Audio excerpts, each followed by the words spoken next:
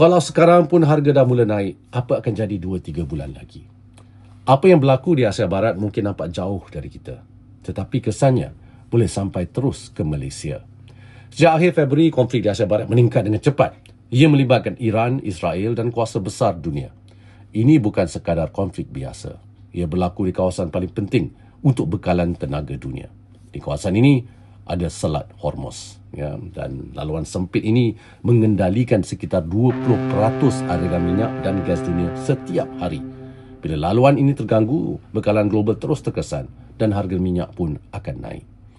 Bila harga minyak naik, kesannya berantai.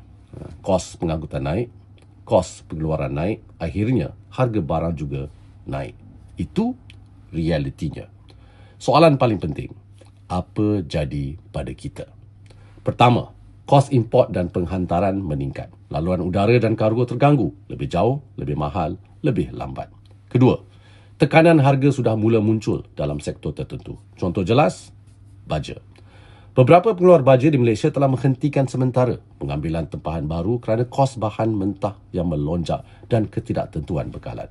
Ini menunjukkan kesan konflik ini sudah mula dirasai dalam ekonomi hari ini, bukan sekadar jangkaan. Ketiga, tekanan pada subsidi kerajaan. Harga RON 95 masih dikekalkan pada RM1.99.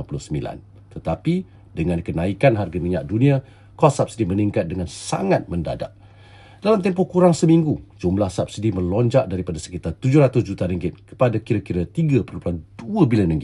Ini menunjukkan betapa cepat kesan konflik ini sampai kepada kewangan negara.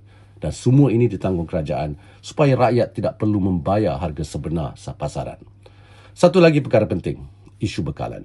Buat masa ini, bekalan tenaga global masih mencukupi untuk jangka pendek. Tetapi jika gangguan ini berterusan, tekanan bekalan boleh menjadi lebih serius dalam tempoh beberapa bulan akan datang.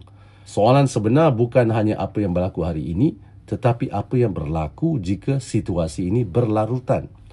Kerajaan sedang bertindak secara aktif dan tersusun menangani isu ini. Pemantauan dibuat setiap hari terhadap harga tenaga, bekalan dan pasaran kewangan oleh semua pihak yang bertanggungjawab seperti Kementerian Kewangan, Kementerian Ekonomi dan Bank Negara Malaysia. Dalam masa yang sama, penyelarasan sedang dibuat dengan pemain industri utama untuk memastikan bekalan domestik kekal mencukupi. Dan langkah fiskal serta subsidi terus digunakan secara bersasar untuk mengurangkan tekanan kepada kos sara hidup rakyat. Pendek kata, kita bukan tunggu dan lihat, kita bersedia dan bertindak. Untuk rakyat, tak perlu panik. Urus perbelanjaan dengan lebih berhati-hati, beli ikut keperluan dan bertindak berpandukan maklumat yang sahih. Yang penting, kita kekal tenang tetapi peka dengan perkembangan terkini. Kesimpulannya mudah. Apa yang berlaku di Asia Barat bukan isu yang jauh dari kita. Ia memberi kesan langsung kepada harga minyak, kos hidup dan kestabilan ekonomi dunia. Jika konflik ini berpanjangan, cabarannya akan lebih besar.